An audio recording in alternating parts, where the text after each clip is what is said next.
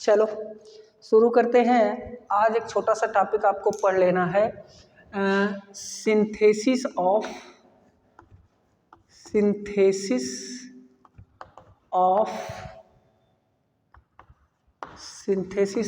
Compound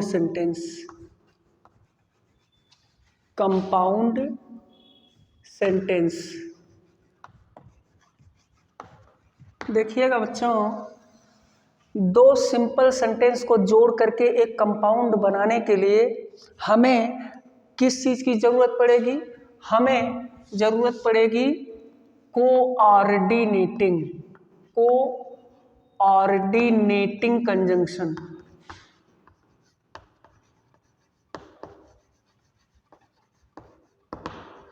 coordinating conjunction की जरूरत पड़ेगी। और कोऑर्डिनेटिंग कंजंक्शन जो होते हैं वो कैसे वाक्यों को जोड़ने का काम करते हैं? हाँ, दो स्वतंत्र उपवाक्यों को जोड़ने का कार्य करते हैं। अच्छा, स्वतंत्र उपवाक्य का है इनको कहते हैं, इसलिए ऐसे वाक्यों को स्वतंत्र उपवाक्य कहते हैं, क्योंकि ऐसे दो वाक्य दिए रहते हैं ऐसे वाक्यों में जिनका अपना पूरा अर्थ दिया रहता है। हाँ, ऐसे वाक्य होते हैं उनमें जिनमें अपना पूरा अर्थ दिया रहे। उन वाक्यों को जोड़ने के लिए हम किसका यूज करेंगे? कोऑर्डिनेटिंग कंजंक्शन का। कोऑर्डिनेटिंग कंजंक्शन कितने प्रकार के होते हैं? 4 प्रकार के। नंबर एक तो आपका होता है कुमुलेटिव। पहले यहाँ केवल नाम ही जान लेते हैं, कुमुलेटिव कंजंक्शन। दूसरा होता है अल्टरनेटिव कंजंक्शन। तीसरा कहलाता है एडवर्जेटिव कंजंक्शन। और चौथे कहलाते हैं आपके इलेटिव, ILLATIVE। ये 4 प्रकार के आपके कोऑर्डिनेटिंग कंजंक्शन आते हैं जो दो सिंपल सेंटेंस को जोड़ करके एक कंपाउंड सेंटेंस बनाने के काम आते हैं। आइए देखते हैं कैसे इनका यूज किया जाता है। पहला हम जान ले अगर कुमुलेटिव कंजंक्शन। कुमुलेटिव कंजंक्शन क्या होते हैं? ये जोड़ बताने वाले। कहने का मतलब आपने पहले अभी पढ़ लिया, उसमें अगर आपने सिंपल सेंटेंस में पढ़ा होगा तो सिंपल सेंटेंस में आपको जोड़ बताने वाले कंजंक्शन एंड का यूज आप पढ़े थे। कहने का मतलब दो समान वाक्यों को जो जोड़ने का कार्य करते हैं, जिनमें या तो सब्जेक्ट अलग हो, यानी केवल एक भाग जिसका अलग हो, बाकी चीजें एक समान हो, उनको जोड़ने के लिए हम यूज करते हैं कुमुलेटिव कंजंक्शन का। कुमुलेटिव कंजंक्शन होते क्या क्या हैं ये भी जान लीजिए। एंड होता है, लेकिन एंड का यूज हम करते हैं सिंपल में, इसलिए यहाँ पर एंड का यूज ना करके यहाँ यूज करते हैं बोथ एंड का। बोथ एंड बहुत आता है। नॉट ओनली ऐसे डॉट करके, बट आल्सो आता है। और एक कंजंक्शन आता है एज वेल एज। ये 3 चीजों का यूज होता है, both and, not only but also और एज वेल एज। ये 3 कंजंक्शन आप याद रखेंगे तो आप कर लेंगे कुमुलेटिव सेंटेंस। जैसे क्वेश्चन मान लीजिए आपसे परीक्षा में पूछ लिया जाए, ऐसे कह दिया जाए Ram went to Kanpur. Ram went to Kanpur. फिर इसके बाद यहाँ कह दिया जाए हिज ब्रदर आल्सो। फिर यहाँ लिख दे वेंट टू कानपुर। अच्छा देखिएगा, यहाँ केवल आप देखेंगे केवल आपका सब्जेक्ट अलग अलग। यहाँ राम लिखा हुआ है, यहाँ लिखा हुआ है हिज ब्रदर। दोनों को जोड़ना है। जब इन्हीं दोनों को जोड़ना है तो आपको कुछ करने की जरूरत नहीं है। इन तीनों कंजंक्शन में से किसी का भी यूज कर लीजिए, चाहे लिख दीजिए बोथ। पहले देखो जिसको जोड़ना है उसके पहले पहला वाला बोथ राम, फिर लिख देंगे दूसरा वाला दूसरे के पहले and his brother both Ram and his brother. इसके बाद जोड़ देंगे verb went to went to Kanpur, ये हो जाएगा कानपुर। ऐसे ही मान लीजिए हम लिख सकते थे, इसी को हम लिख सकते थे दो तरह से और लिख सकते थे not only Ram, not only Ram, यहाँ लिख देते but also his brother, but also his brother, फिर लिख देते went to Kanpur, went to Kanpur. बस ये आराम से आप कर ले जाएंगे, ठीक है। ऐसे ही मान लीजिए सब्जेक्ट अलग है, अगर मान लीजिए आपका ऑब्जेक्ट अलग होता, मान लीजिए आपसे कह देता कि Sonu eat food, Sonu eat food, eat food नहीं, एट फूड हम लिख दें second form ATE, Sonu ate food. फिर यहाँ पर कह दें ही ड्रंक मिल्क, उसने दूध भी पिया। तो यहाँ देखो दोनों काम किया, यहाँ के लिख देंगे सोनू, फिर लिख देंगे यहाँ मान लो लिख दिया नॉट ओनली, यहाँ लिख देते नॉट ओनली ईट नहीं, एट फूड, फिर लिख देते बट आल्सो, फिर लिख देते ड्रिंक मिल्क। सोनू ने ना केवल दूध पिया, ना केवल खाना खाया, बल्कि दूध भी पिया। अच्छा, एज वेल एज का यूज करके भी इसको बना सकते हैं, कैसे? सोनू लिख देते एट फूड। जब देखो एज वेल एज का यूज करेंगे तो बीच में कर देंगे, हाँ। इसके बाद यहाँ लिख देंगे एज वेल एज, फिर लिख देते ड्रिंक मिल्क। तो इस तरह से आपको मेरे ख्याल से ये पहला टाइप कुमुलेटिव कंजंक्शन समझ में आया होगा। कुमुलेटिव कंजंक्शन जिसमें कौन कौन से आते हैं? Both and, not only but also और एज वेल एज। इन तीनों में से किसी का भी यूज करके आप इसको बना सकते हैं आसानी से, बहुत आसान है, समझ में आएगा। अच्छा, अगर ये समझ में आएगा तो आप देख लीजिए दूसरा अपना। चलिए आइएगा दूसरे टाइप का कंजंक्शन देख लेते हैं। क्या आता है आपका? Alternative conjunction. ये अल्टरनेटिव क्या होता है? अल्टरनेटिव कंजंक्शन काम क्या करता है? विकल्प बताता है, विकल्प बताने के लिए।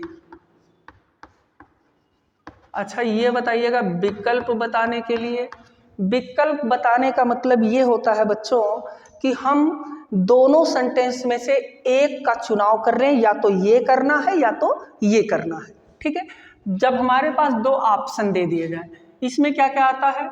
और आता है, आइदर आर आता है, आइदर और, फिर आता है नॉट नहीं, नाइदर नार, NIETHER, नाइदर नॉर आता है, और उसके बाद यहीं पर आता है अदरवाइज। ये चार चीजें याद रखिएगा, no or, either or, neither nor और अदरवाइज। साथ ही साथ इस बात का भी ध्यान रखिएगा कि नाइदर नार का यूज जो होता है वो केवल दो निगेटिव सेंटेंस को जोड़ने के लिए होगा। जब दोनों सेंटेंस निगेटिव दिए रहेंगे तब उनको जोड़ने के लिए नाइदर नार का यूज होता है। जैसे मान लीजिए हम आपसे कह दें, हम लर्न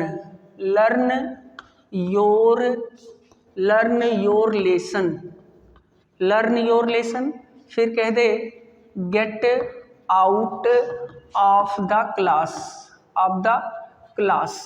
अब बताओ, दोनों में से आप चुन लीजिए, या तो लर्न योर लेसन या तो gate out of the class. जो अलग है उनको जोड़ लीजिए। यहाँ देखो, चाहे लिख सकते थे लर्न योर लेसन, आर लिख देते, get out of the class, ये लिख देते हम। इसी को हम यहाँ ये भी लिख सकते थे, आर करके यहाँ लिख सकते थे either learn your lesson,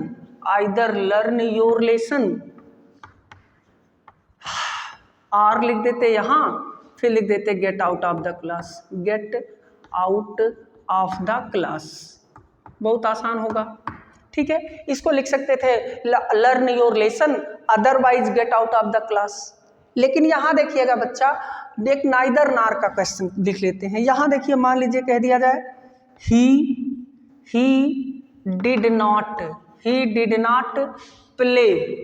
did not play football, ऐसे लिख देते he did not play football. फिर कह देते he did not play hockey. अब देखो HOCKY हम लिख देते यहाँ, उसने फुटबॉल नहीं खेला, उसने हॉकी भी नहीं खेला। जब दोनों चीजें नेगेटिव में दी गई हो तो हम यहाँ पर कर देते ही, और यहाँ देखो जो डिड नॉट यानी कि नेगेटिव वर्ड को हटा देते ही नाइदर NEITHER नाइदर। लेकिन यहाँ सेकेंड फॉर्म लिख देंगे प्लेड फुटबॉल। फिर इसके बाद लिख देंगे नॉर क्या नहीं खेला, हॉकी HOCKY ऐसे। ठीक है, मान लीजिए हम यहीं पर यही लिख देते Sonu was not present in the class ऐसे लिख देते।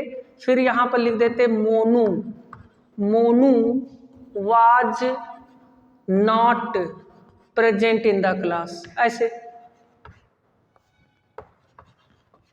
प्रेजेंट इन द क्लास अगर हम लिख देते। तो देखो यहाँ पर सब्जेक्ट केवल अलग अलग हैं, आप बदल दीजिए। यहाँ पहले इसके लिख दीजिए neither NEITHER neither Sonu nor लिख देते मोनू। फिर लिख देते was present in the class. अच्छा, ये भी बात याद रखिएगा बेटा, कभी कभी आपके दिमाग में सवाल आएगा कि यहाँ तो सोनू और मोनू दोनों प्लूरल हो गए, लेकिन याद रखिएगा जब भी कहीं पर आइदर आर नाइदर नार या अदरवाइज का यूज होगा तो आप हमेशा वर्ब को सिंगुलर में यूज करिएगा। ठीक है, तो ये बात समझ में आई आपको। अल्टरनेटिव कंजंक्शन जो किस लिए यूज किए जाते हैं, दो वाक्यों में विकल्प का चुनाव करने के लिए यूज किए जाते हैं। विकल्प चुनाव करने के लिए कंजंक्शन कौन कौन से, आर आता है, आइदर आर आता है, नाइदर नार आता है। लेकिन कब आता है, जब दोनों सेंटेंस निगेटिव दिए रहते हैं और अदरवाइज का यूज करने के लिए देता है। यहाँ पर देख लीजिए सेंटेंस, यहाँ हमने लिख दिया learn your lesson gate out of the class, यानी आप चुन लीजिए कि आपको अपना पाठ याद करना है या क्लास से बाहर निकलना है। तो जोड़ने के लिए अगर आर का यूज या अदरवाइज का यूज करेंगे तो सीधा बीच में लिख देंगे। लेकिन अगर जो है आइदर आर का या नाइदर आर का यूज करेंगे तो उस भाग को जोड़ेंगे दोनों से जिस भाग को अलग अलग लिखा गया है, यानी कि जो भाग सेंटेंस में चाहे सब्जेक्ट अलग है तो सब्जेक्ट को जोड़ देंगे, ऑब्जेक्ट अलग है तो ऑब्जेक्ट को जोड़ देंगे। इस तरह से हम इसको हल करें। तीसरे टाइप का सेंटेंस, तीसरे टाइप का कंजंक्शन आपका इसमें कंपाउंड को जोड़ने के लिए यूज होता है, जो वो होता है एडवर्जेटिव कंजंक्शन। एडवर्जेटिव कंजंक्शन क्या होते हैं, ये एडवर्जेटिव का मतलब होता है विरोध व्यक्त करने वाले।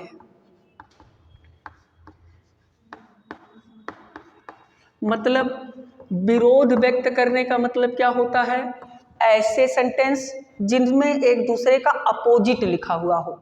जैसे सेंटेंस एक दूसरे के विरोधी हो, पहले का विरोधी दूसरा सेंटेंस होगा।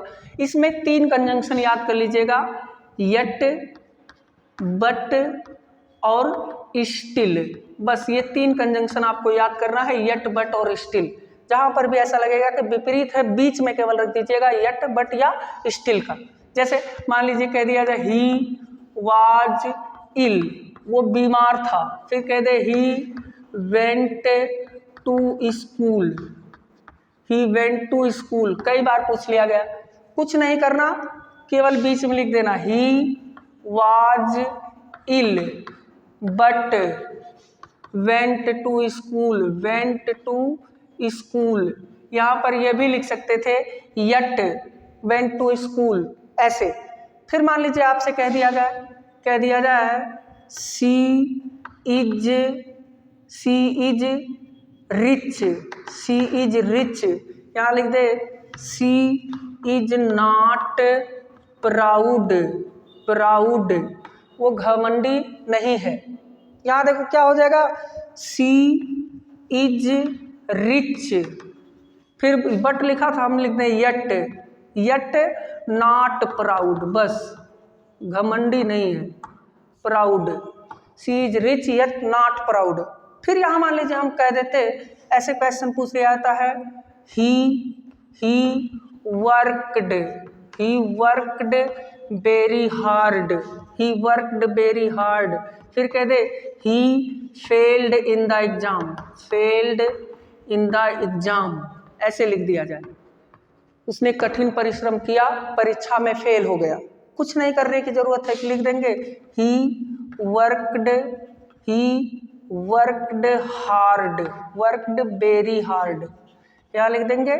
फिर इसके बाद क्या लिख देंगे, चाहे लिख दो still, still failed in the exam, failed in the exam. तो इस तरह से भैया ये आप समझ जाइएगा कि जब जो है दो सेंटेंस में एक दूसरे का विरोध किया गया होता है, यानी कि दोनों एक दूसरे के अपोजिट लिखे हों, जैसे उस कार्य के अनुरूप परिणाम ना मिले, बीमार था बेचारा, आराम करना चाहिए था लेकिन वो स्कूल चला गया, जब एक दूसरे के विपरीत दिए गए हों तो लेकिन का यूज बीच में कर देना बस। यहाँ देखो वो अमीर है, अमीर है तो उसको घमंड होना चाहिए कि नहीं मेरे पास पैसा है, काहे मैं तुम दूसरों से बात करूं, लेकिन वो अमीर भले है लेकिन वो घमंडी नहीं है, तो सी इज रिच यट, जो अलसेम है उसको हटा लेंगे। फिर देखो तीसरा दिया ही वर्कड वेरी हार्ड, वो कठिन परिश्रम कर रहा लेकिन परीक्षा में फेल हो गया, पास नहीं हुआ, ठीक है। जब कठिन परिश्रम किया तो उसको टॉप कर देना चाहिए था, लेकिन इसका उल्टा दिया है, वो पास ही नहीं हुआ, तो यहाँ पर जोड़ देंगे यट बट या स्टिल से। मेरे ख्याल से ये तीनों कंजंक्शन आपको समझ में आए होंगे। देख लीजिएगा चौथा टाइप आपका होता है illative conjunction, ILLATIVE, illative conjunction. अब इलेटिव कंजंक्शन क्या होते हैं, इलेक्टिव कंजंक्शन काम क्या करते हैं, परिणाम, परिणाम बताने के लिए। ये कंजंक्शन जो परिणाम बताने वाले होते हैं, परिणाम बताने वाले कंजंक्शन ऐसे कंजंक्शन होते हैं जिसमें एक में कोई कारण दिया गया हो काम का और दूसरे में परिणाम दिया गया हो। अगर कारण और परिणाम दिया हो तो बीच में आपको क्या होते हैं, ये आते हैं कंजंक्शन, इसमें सो आता है, सो आता है, देयरफॉर आता है, और एक और याद रख लीजिएगा हैंस, HENCE, तीन कंजंक्शन याद रखिएगा, सो, देयरफॉर या हैंस। और ये भी साथ साथ याद रखिएगा कि अगर कंजंक्शन सिंगल है तो आपको केवल बीच में यूज करना है उसको। जैसे मान लीजिए आपसे यहाँ पर क्वेश्चन हम कर देते, एक बार बहुत पहले पूछा गया आई एम सिनर, ऐसे कह दिया आई एम सिनर, फिर लिख दिया I can not die, DIE, in peace, मैं पापी हूं, मैं शांति से नहीं मर सकता हूं। अब देखो इसमें किसमें कारण दिया, किसमें परिणाम, बस ये ढूंढ लेना। कारण यहाँ यही दिया गया, I am sinner, I am sinner लिख दो सो, फिर इसके बाद can not die in peace, कुछ नहीं लिखना, can not die in peace. ऐसे मान लीजिए क्वेश्चन पूछा था, ऐसे पूछ लिया गया the child was Hungary, the child was Hungary, फिर इसके बाद यहाँ लिख दे नहीं, द चाइल्ड वाज यहाँ दिया था वीपिंग नहीं, crying, the child was crying, फिर एक बाद लिख दे he was hungry, he was hungry, वो भूखा था। अब देखिएगा दूसरे सेंटेंस में दिया है उसका कारण, भूखा था इसलिए चिल्ला रहा था, तो पहले उसको लिख देंगे, ही की जगह पर द चाइल्ड वाज, पहले कारण लिख देंगे हंगरी, देयरफॉर, इसके बाद लिख देंगे क्राइंग, देयरफॉर क्राइंग, ऐसे लिख देंगे। फिर यहाँ एक क्वेश्चन अभी पूछ लिया गया, ऐसे कह दिया गया कि Suman is beautiful, Suman is beautiful. फिर इसके बाद लिख दिया गया she wanted to participate in, फिर इसके बाद लिख दिया ब्यूटी कॉन्टेस्ट, वो सौंदर्य प्रतियोगिता में भाग लेना चाहती है। कुछ नहीं करना है, यहाँ देखो सुंदर है इसलिए भाग लेना चाहती है बस। सुमन इज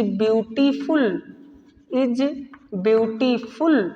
इसके बाद लिख देंगे, चाहे तीनों में से हैंस लिख दे, हैंस वांटेड, इसलिए वो चाहती है, क्या करना चाहती है, to participate in beauty contest, BEAUTY, beauty contest. तो इस तरह से आपने पढ़ लिए अपने 4 कंजंक्शन। कौन कौन सा कंजंक्शन पढ़ लिया आपने पढ़ लिया पहला कंजंक्शन, क्या, कुमुलेटिव कंजंक्शन, जो जोड़ने का काम करते हैं। उसमें आते हैं आपके कौन कौन से, आते हैं आपके and, both and, not only but also और एज वेल एज। ठीक है, कब यूज किया जाता है, जब 2 समान सेंटेंस को जोड़ना हो। दूसरी चीज, जब आप विकल्प बताने का काम करते हैं तो यूज करते हैं अल्टरनेटिव कंजंक्शन। और अल्टरनेटिव कंजंक्शन आपने जान लिया क्या क्या होते हैं। अल्टरनेटिव कंजंक्शन होते हैं are, either or, neither nor और अदरवाइज। ठीक है, आप नाइदर नार का यूज तब करेंगे जब दोनों सेंटेंस नेगेटिव में दिए गए हों, बाकी आप पॉजिटिव में कर सकते हैं विकल्प बताने के लिए। तीसरा आपने पढ़ लिया एडवर्जेटिव। एडवर्जेटिव तब यूज किया जाता है जब दोनों सेंटेंस एक दूसरे के विपरीत होते हैं। विपरीत होंगे तो आप केवल कंजंक्शन यूज करेंगे यट बट स्टिल का और बीच में रख देंगे।